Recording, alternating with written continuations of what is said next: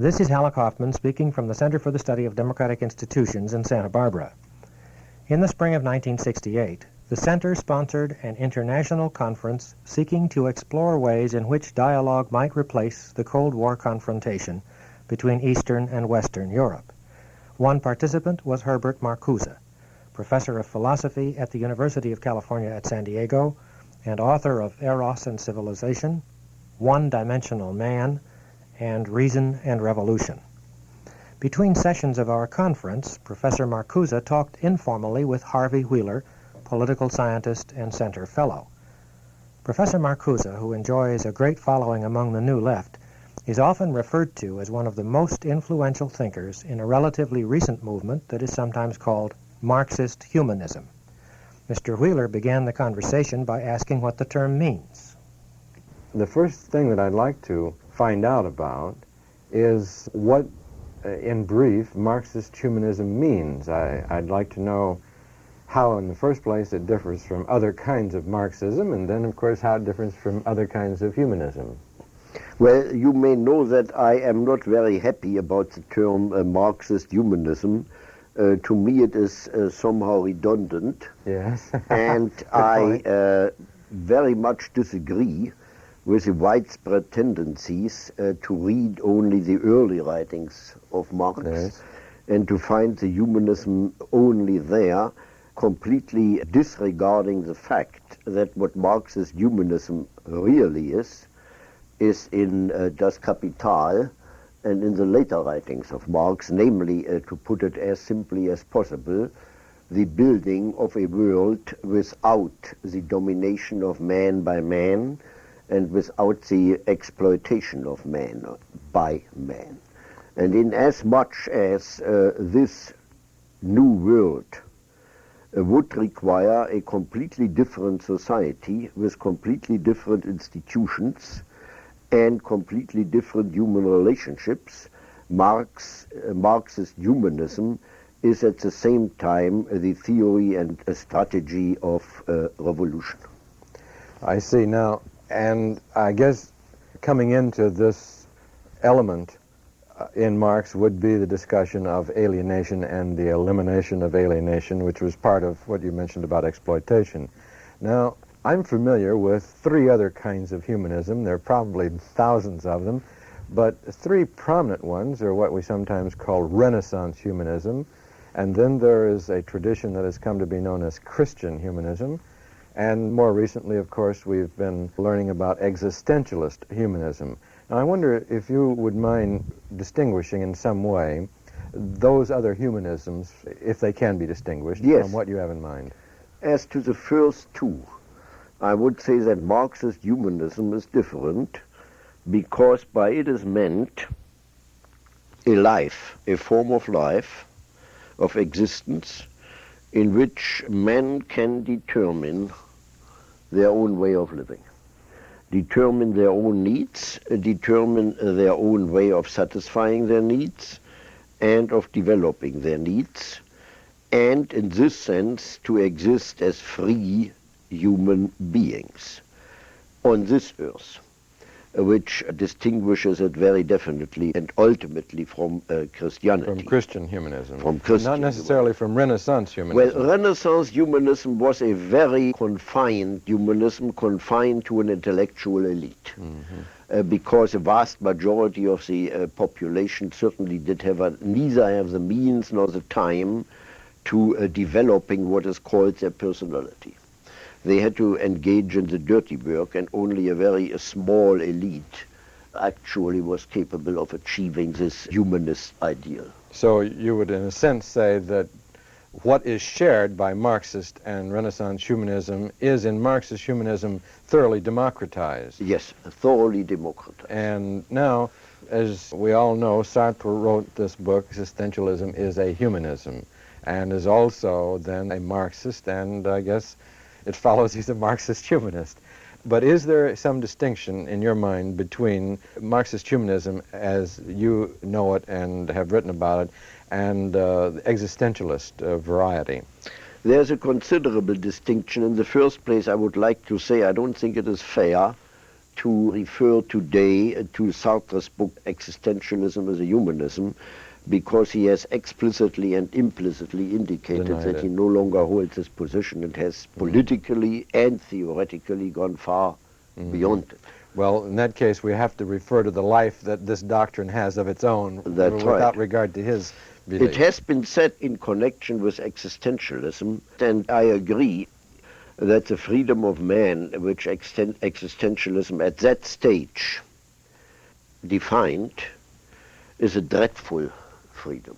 Yes. That is no more and no less than to be free to do what is necessary to do. For example, and that is in my view one of the most objectionable concepts in Sartre, he has maintained that man can be free even in a concentration camp, because he always retains the liberty to reject his fate by protesting and being shot. By self-destruction. Now, I think this is a caricature on the idea of human freedom, and he himself, Sartre himself, has gone far beyond it. Mm-hmm. Now, as you know, certainly, you've become celebrated in a somewhat unlikely place, namely Time and Life, Yes. Time magazine. I'm very much worried about that. And this is enough to disturb anyone. But Time Well, you magazine, see, if I may say that here, it is at the same time a beautiful verification of my philosophy. I see. That in How's this society everything can be co-opted and everything can be digested. You've become part of the establishment. That's now. right. If I can become part of the establishment, it serves me right. Now, Time magazine is referred to you as the prophet of Europe's New Left. And of course, we know today that Europe's New Left is in revolt. Now, first, I'd like to ask you to explain a little bit what is new about Europe's New Left, and then and what it is, and then secondly, how it is different from the American New Left. Well, to the first point, and which is common to the American New Left, they do no longer adhere to the old ideologies, including Marxian ideologies, where these ideologies are obviously denied by the facts. There is no longer this exclusive focusing, for example, on the working classes as the only agents of change.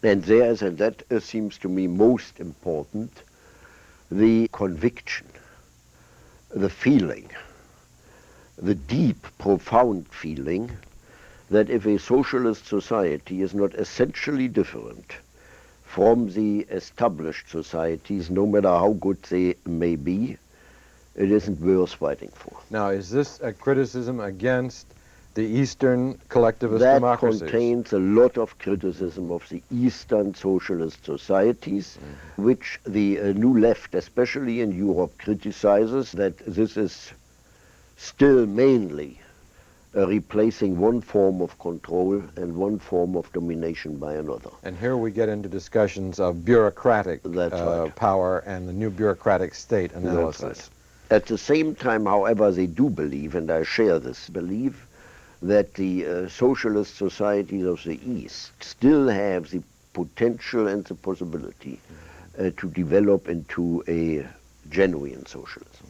They don't have the original sin of a property relationship at their core. That's right. And this gives them a possibility of ultimate freedom. Now, you mentioned that they have abandoned a certain element of traditional Marxist class analysis. Because it was abandoned in reality. Because life passed it by. Now, what is, and this is a curious question for Marxism in general, it seems to me today, what is one to look forward to as the agency of revolutionary change if the working class is not any longer to be regarded as an agency of revolution? I have been bothered about this question for a long time, and I'm afraid I cannot give you a satisfactory answer. The only thing I can say is that it seems to me wrong to go around looking for the agents of historical change. The agents of change probably will come up and will become identifiable only in the process of change itself. But it cannot simply become defeatist or withdraw by saying there are no visible and identifiable agents of change. Now, our work probably creates or helps to create agents of change. Well, now let's follow that just a little bit further, because if one actually abandons the dialectical mechanism producing a revolutionary class, one has abandoned a great deal of Marxist theory in making that step. That's certainly true. Now, what would you make of the maneuver that is sometimes announced, namely that the agency of revolution is no longer to be looked for from inside the nation state, but rather on a world level in which what we loosely call the third world becomes the external proletariat and is in effect the working class in Marxist terms of the entire West in the industrial combine, as if it were a class, and that the dynamics of the Marxist revolution will work itself out in that way, with the third world taking the role in the world at large that the working class was said to take inside a nation. I go a long way with this conception, and even more, I think it is a genuine dialectical development of the Marxian conception. Corporate capitalism today is a global system. And what may appear first as external proletariat is actually an internal proletariat. In terms of the world. In terms of the world, in terms of the global interests and the global power of capitalism. So very definitely the third world forces, historical era of the Marxian proletariat, are in this sense within the dominion of corporate capitalism. Now this makes an interesting tie between, let us say, the movement of the African peoples and their struggle for independence and freedom, and on the other hand, the struggle of the technically minority group inside America, namely the Negroes. In terms of the world struggle, they cease to become a minority. And the argument we always make against the Negro Revolution is, well, how can a minority pull off a revolution? But in terms of the analysis that we've been following now, they cease to become a minority, and they become very potentially effective vanguard of a revolutionary movement. On the other hand, I don't think we can overlook that at this stage, the effective link between the black people in this country and in Africa are practically non-existent. Non-existent, yes. Spiritual. Coretta King convinced Martin Luther King that this link spiritually should be made. Yes. And so but it is for the time being only a matter of the future. Yes. Now, well, let's come back to the New Left, because I wanted to get some feeling for what marks of difference there are between the European New Left and the American New Left. One of these marks, I would take it, is that while the American New Left is not necessarily Marxist in foundation, one branch of it is certainly, but not all branches, the European New Left is apparently a developing or an evolutionary Marxist orientation. Yes, a neo-Marxist. I would say a neo-Marxist development, yes. Yeah. And are there any other differences that you can think of? For example, the American New Left is very, very emotionally involved in the struggle for participatory democracy. And this feeling for community, the word community, and building new communities that are essentially democratic and unalienated. Is there any of this strain in the European New Left? There is, but in a very different way, because the European New Left works and operates in a very different context. It operates in the context of societies where a large part of the labor movement is still at least potentially radical, Marxist and political, which is not the case in the United States. And therefore this... it has an ally of a sort. That's right. And so in Europe, this participatory democracy can assume much more concrete and real forms. For example, the participation of labor in management, what they call co-gestion, auto-gestion. That is a new strategy of labor as advocated by André Gortz, for example, well, and Serge Mallet. In Yugoslavia and so and in Yugoslavia very strongly. But that in this country wouldn't make any sense. Yes, it make no sense at all. None whatsoever, because participation of labor and management would mean in no way any radical political change to the better, perhaps to the worse. Yeah. Now, the papers today, of course, and we're speaking at a time that's just about the end of April, the papers today are full of the riots that have occurred and the demonstrations that have occurred in West Germany over the incident that involved one of your disciples, and a very brilliant young man, I understand. I wonder if you'd say a little bit about him, why he is so significant. He appears to have almost a prophetic role. He appears to almost attract worship. And then also something about the Springer Press and why the feeling against it is so intense among the students. Well, I met this young man's name? Rudi Dutschke. Rudi Dutschke. Rudi Dutschke. I met Rudi only, I think, about a year ago in Berlin, and I was immediately taken by him and taken to him. He is a highly intelligent, honest, and active student. He's married to an American girl. He married an American girl, yes, a Chicago girl. He is, in my view, one of the great hopes of all those who work for a better society. And as I said to the German press agency when they called me the day after the attempted attentat, the great hope of all those who work for a better society and for the abolition of the horrors of the established society. A man who is equally intelligent in questions of theory and of practice. For example, the way he organized demonstrations, found new forms of organization, and so on is absolutely amazing. I think that is all I can say about him. I mean, you were going to say something about the Springer Press and why yes, the Springer Press. Well, feeling is so high. You know that the Springer concern had a monopoly of, I think, about 70% of the decisive public opinion-making newspapers and a magazine in Germany. And this is of the national press. Berlin and West Germany. Yes.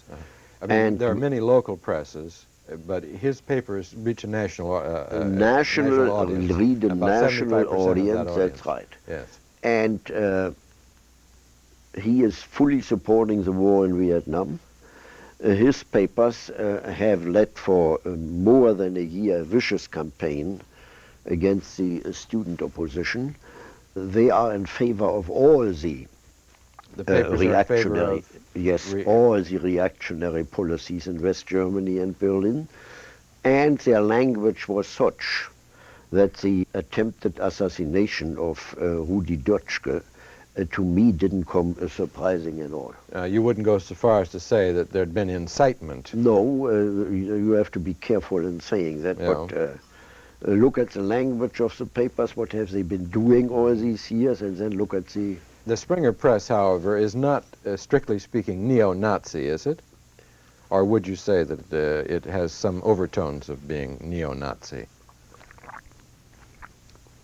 If you identify Nazism with anti-Semitism, no. He's not anti-Semitic. Certainly not. On the contrary, he was careful to give large amounts of money to Israel and to Brandeis University. Oh, really? Oh, yes. Neo-Nazi in this sense, no. But in the way in which I described it, the exponent of all the repressive and aggressive policies in Germany. So that he is, in classical Marxist term, an apologist for imperialism and colonialism and neo-colonialism, I take it. I would say so. And that this helps explain the animus of the students. I take it then, in addition to that, he represents a subtle new expression of the establishment, of the power elite, that it makes him of a highly concentrated power elite, yes, and not so of a subtle. new sophisticated type. So that his influence is somewhat new for the continental European mind to cope with. We've been accustomed to your friends at Time magazine exercising this kind of influence for a long time, so we take it perhaps a little bit too easily in our stride, but this is something In Germany, new. I think it is something new. Something new Yes, in Germany, yes. yes. And that is accounts for the violence of the reaction. Yes. Now, there's one other topic that I'm curious about, and I know that you're very much aware of and interested in.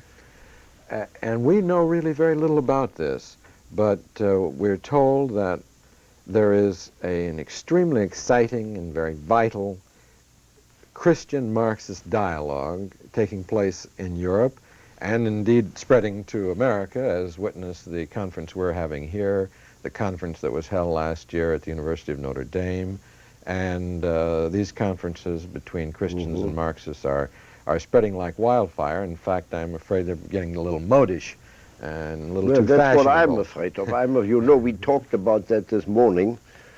I'm afraid of that in this dialogue one ends by glossing over the real differences. I'd like to ask you what you make of the Christian Marxist dialogue. What is it, and what is involved? Are both sides making fundamental compromises or not? Well, that's just the point. We don't know yet. I mean, don't misunderstand me. I would definitely say it is better to have these dialogues than not to have it. But on the other hand, I repeat, there is a danger of covering up or glossing over the real and substantial differences between Christianity and Marxism. Right. Could you put your finger on what you think the most difficult Yes, of these? for example, I can hardly imagine any Christianity without the transcendent element, without the commitment to Christ as the Messiah, and the faith, the belief in a world hereafter.